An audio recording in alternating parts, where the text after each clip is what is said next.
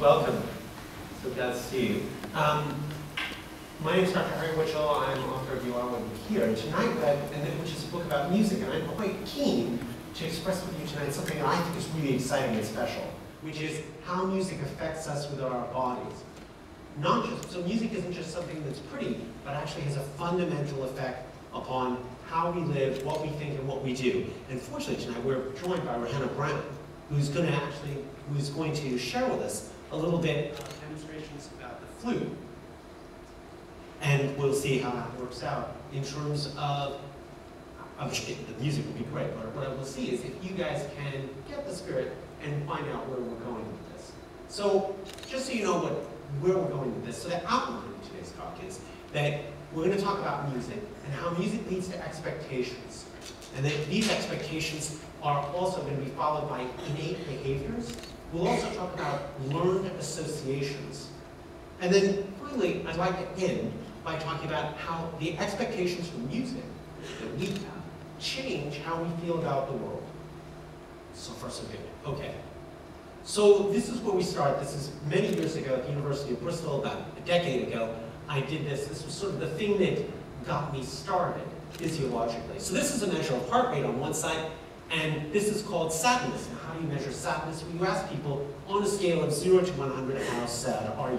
It's called the visual analog scale. This is a very basic science, very simple-minded science, except for one thing that I found really exciting, which is you can see that there is actually a really good relationship between how sad people felt and how much their hearts slowed down, which is quite an extraordinary thing. And this was really statistically significant. And for me, I found that was really sort of eye-opening. And particularly this one down here, this is verbs that drugs don't work no more.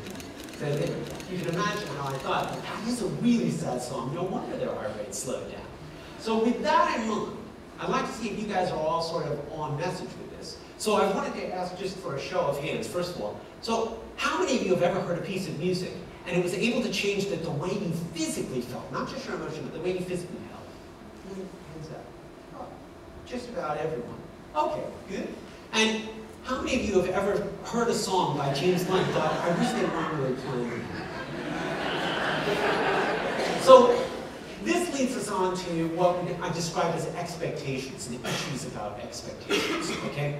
Now, expectations, when we talk about expectations in music, obviously we have certain expectations, but some of them seem to work against what you would expect. So you would say, mostly, people like listening to the music they like listening to. And yet, I think it's very commonplace that when people go to Indian restaurants, okay, even if they don't particularly like Indian music normally, when they're at an Indian restaurant, they will think of that as part of the environment. They'll think it's appropriate, they'll actually enjoy it. But if you brought that same music, maybe to a person's home and they didn't really like Indian music, they'd be put out by that. Likewise, when we watch movies. When we see movies, there's often loads of music in the soundtrack which wouldn't be music that you would choose to listen to on your own. But because it's appropriate in the movie itself, we sort of understand it. These expectations are crucial. Now, what I like to take us to is the idea that music can give us what we want, what we know, and what we expect. But sometimes, music plays around. People don't just play music. Music is play. And music can give us something that we can appreciate, even if we're not getting what we want. So with that in mind, I'm going to ask Rehana to play three versions. I'm going to ask you, after each one, so it's a little game for you guys, I'm going to ask you for each version, what do you think emotion makes you feel? So with this in mind, Rehana, you want to have a...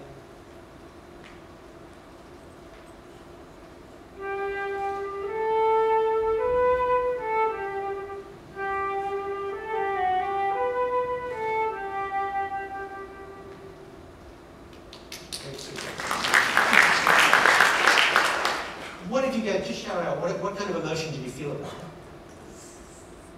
Peace, sad? Sad. Sad? Yeah? You know, it's peaceful? Yeah? Yeah.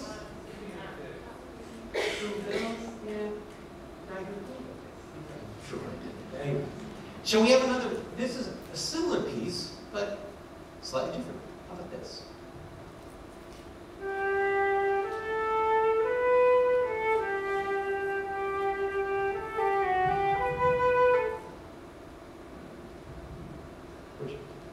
What do you guys feel about that? Interruption. There's a lot of laughter, isn't there? Okay. Third one?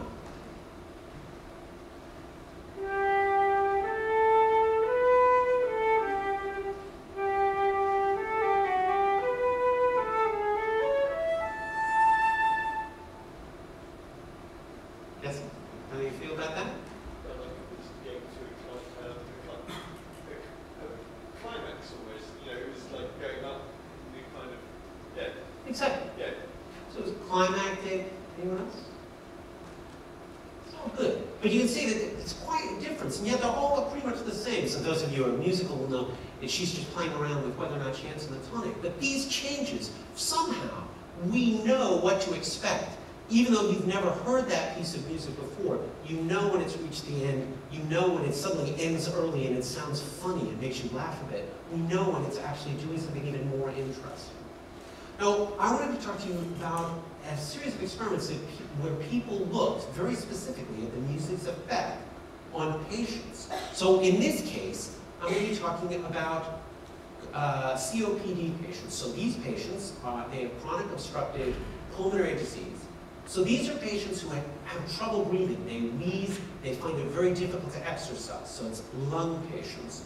And what they wanted to know was whether lung patients would be more able to exercise, so they got them on exercise cycles, would they be more able to exercise if they were listening to music? And what you see is if you look at their final output, so this is the amount of work that they did over time, and this is how much exertion that was perceived. That is how hard they felt they worked. And what you see is that people listening to music worked harder and felt less exertion than if they were listening to silence, and when they actually felt there was more exertion. So I'd like to go into that, because that's quite an extraordinary find if you think about it. So what I'm trying to get at is the idea that music is more than just a distraction. So here what I've shown you are a pair of papers. Now I'm not hoping that you're going to be excited about the same scientific papers that I am. But I'd like to just show you the titles, because the titles are interesting, because they show what scientists sometimes think. This title talks about the effect of distractive auditory stimuli on exercise tolerance. We're talking about music here, but here we have scientists and doctors talking about distractive auditory stimuli. Here's another one, distractive auditory stimuli reduce unpleasantness of dyspnea, not having trouble breathing. So again, when scientists are talking about music, they don't really have the words, they don't even have the self-belief to say, music is changing. They think it must be some kind of distraction. Now, the interesting thing about the experiment I showed is that they actually did a good control experiment. I'd like to tell you about that, because it completely blows everything else out of the water. So, when they looked at the patients who were listening to music, when they listened to music and they were writing their exercise cycle, first of all, they found that music led to a decrease in subjective unpleasantness, so people didn't feel as bad. It also meant, when they were listening to music, that music increased workload. That is, the amount of pedaling the patients did was more in music. Now that's what they ascribed to potentially a distractive stimulus. But interestingly, in the same experiment, they ran a truly distractive stimulus that wasn't music. They used gray noise. So here was their control. They used a different distraction. And what they found was, sure enough, when they played gray noise, music did lead to, gray noise led to a decrease in subjective unpleasantness. But interestingly, gray noise did not increase workload. So there is a dramatic difference. I think you all know that. But for scientists, this is an interesting and important point. There is a dramatic difference between music and just distraction, sound in the background. What that probably means is that something is going on when we think about music, and I'd like to talk about how that works in our minds. So there's a classic experiment by Patrick Justin, which is as follows. He got a range of guitarists who were not psychologists, and he gave them the following instructions. Play the following song, but play a happy version. Then we'll tape record a sad version. Then we'll tape record an angry version and a fearful version. He didn't tell them how to play the song. He just said, there's a microphone, here's a tape recorder, play a happy version, and then play a sad version. He didn't explain anything about how they should do it. Exit all of the guitarists. Then enter psychological experiment participants. They don't know anything about music, they're not trained musicians. He then plays them the music and says, is it happy, sad, fearful, or angry? And you'll not be surprised to know that people could recognize which ones were happy, which ones were sad, and which ones were angry, and which ones were fearful. This is despite the fact that no one told them that there should be a code or how it would work, that they never met the musicians, so that the subjects, experimental participants, never met the musicians, and yet they knew, how does this happen? Well, this is the idea behind a lens model. That is, the performer encodes their intentions into something like loudness, tempo, articulation, or spectrum, and somehow the listener can decode this. And we know this code without your ever having to stop and learn it. How many people here have never actually studied music formally? Okay, about half. So we're going to do a little experiment for you guys in a second to see what that means. Okay? So when Jocelyn asked, okay, people can somehow encode it, what would that code be? This is the code that they found. It wasn't just fast or slow, but it was fast and slow tempo versus staccato and legato. So if you had something that was fast and staccato, it would be more happy or excited. If you had something that was slow and legato, it would be more sad and weary. If it was staccato and slow, that might be foreboding, dread, or resentment. And fast and legato, it might be strife, panic, or fury. Now, I'm not saying that everything that's fast and staccato is going to be happy, but I'm saying if you take a song and make it faster and more staccato, it will be happier than where you started in the first place. So with that in mind, we're going to do a little experiment. First, Rehana's going to play a little piece for you just to put everything in perspective, and then we're going to play around with that piece a little bit.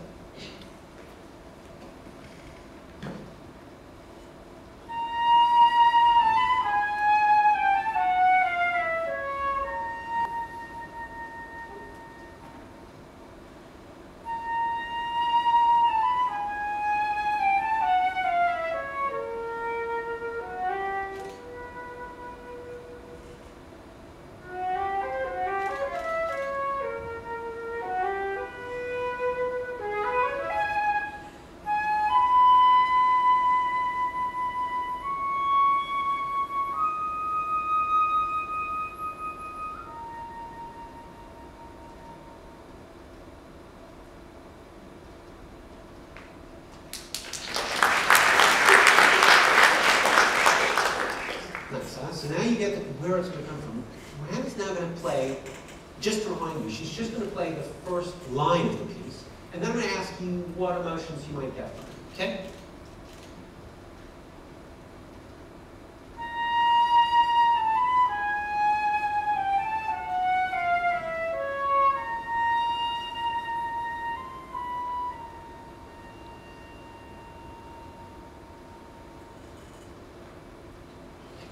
So what do you get out of that?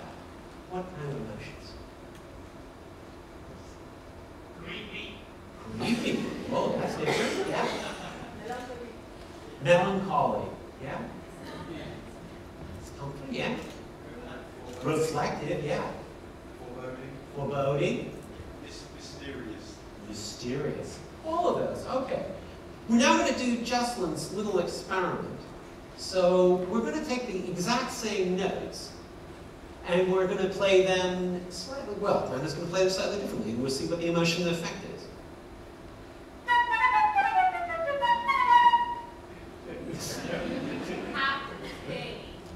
Happy, yeah. There was a lot of laughter. Anything else? I mean, laughter seems to be it. Yeah? So that, if we go back, I mean, really, we've just gone here. We've taken everything and made it much more so. Originally, it was legato. So you guys all know the difference between legato and staccato. So legato is notes that all drift into one another. And that's kind of like what a motorcycle sounds like when it travels through the gears. And staccato is where the notes are all very choppy. They're often separated from one another. And that last one, very staccato, a lot more happy, excited, almost comic. Yeah, pretty funny. So that's good. Now the question is, do we know that? So you all know that, right? No one really disagreed. The second one was kind of fun. The first one was kind of more down. How do we know that? Is that nature or nurture? From movies, I'd say from linking the music to movies that we watched in the past, or cartoons. So Yeah, like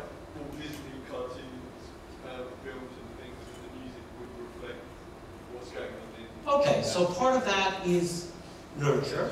Some people have said nurture. You don't think it's nature at all, in there? Anyone think it's nature? Mixture, about half the people. So the scientists who've investigated this, what they've actually proposed is that some things about music are nurture, and not surprisingly, and some things are nature. But this particular chart, the idea that if you have something fast and staccato, it'll be happier, and something slow and legato will be sad, is actually thought to be mostly nurture. And I'll give you an example of why, sorry, not nurture, it's mostly nature, that is mostly innate. And I'll explain to you how that works. And the idea is that these acoustic cues, that is being fast versus slow, being staccato and legato, these are things that we use in normal human conversation. It's the prosody of speaking voices, and music has co-opted that. So I'll give you an example. Let's consider the following statement. Why bother? Life is hopeless anyway.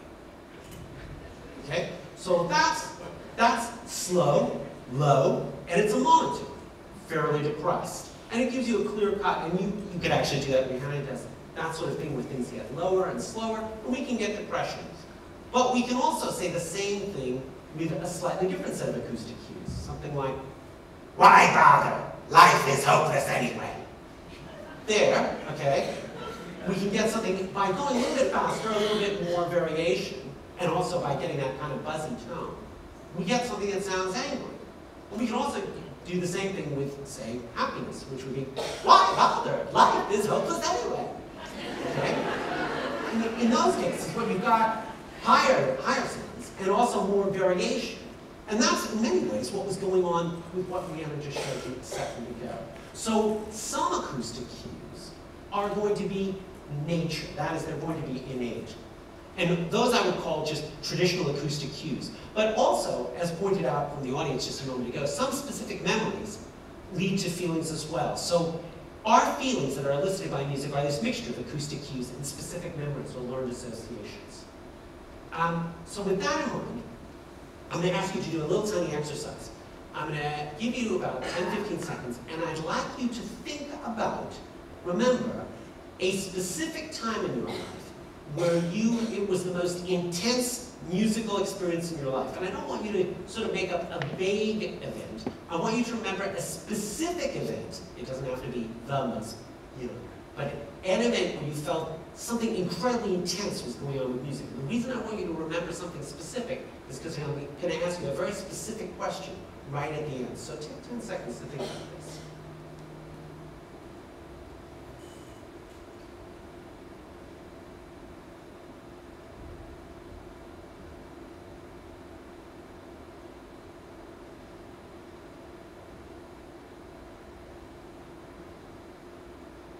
Okay, I hope most of you have thought of something now. So, you've thought of the most intense experience, and now my question is, for you, which of these made it most intense? Was it the sounds? Was it your mental association with those sounds? Or was it actually the social environment in which you heard it? So I'm going to ask you to just for a raise of hands, how many people would say it was just the sounds? About a quarter. How many people would say it was actually the associations in your mind with those sounds? Yeah, it's about a third to a half. And how many people would say that it was actually the social situation? Oh, it's almost a half. So that's about right. People often mix these things in no uncertain terms. To get, music has these effects at all three levels. So with that in mind, I'm going to ask Rehana to play another piece. And we'll see what emotion you respond to in this piece.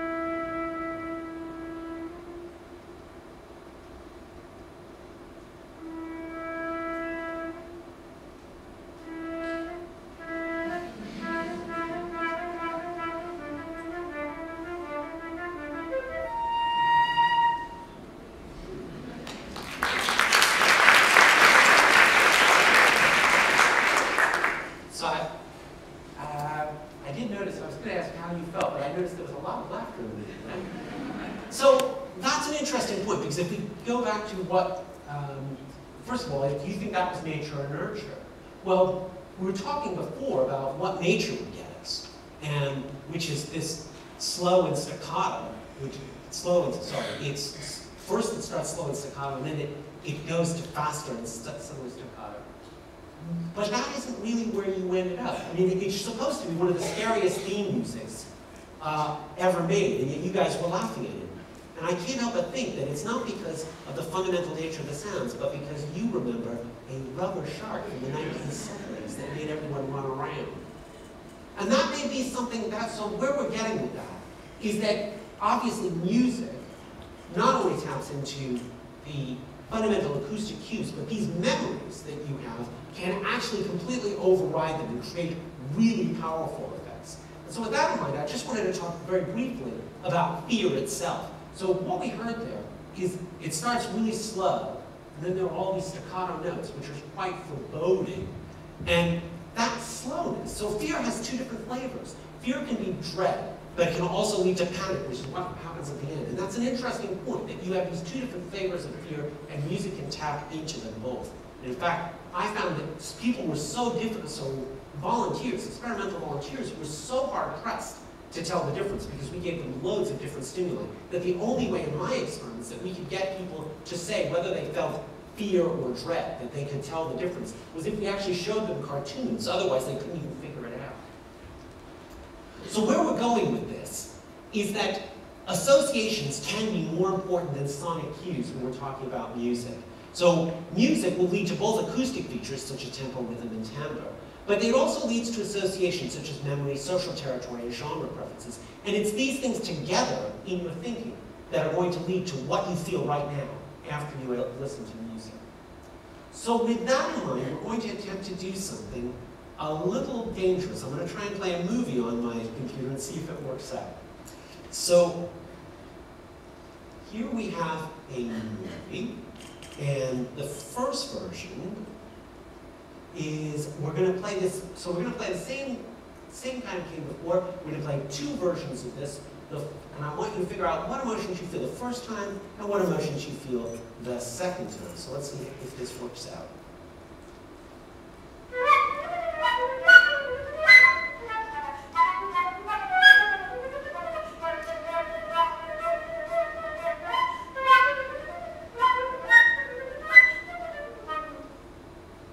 Okay, you got one emotion in mind, yeah?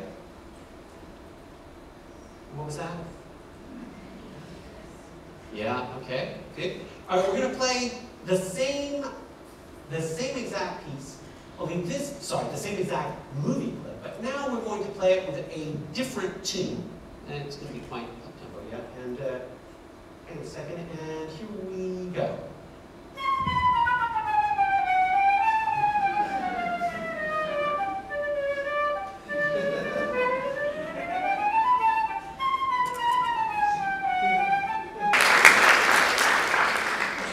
So, as you can see, music has a dramatic effect not only obviously on our emotions, but also on physical effects, even with patients. So what I'd like to end with is just to say that the expectations that we have from music actually change how we see from the world. And you guys were laughing the moment we started playing Entrance of the Gladiators, and it does seem that you guys are getting the whole drift now.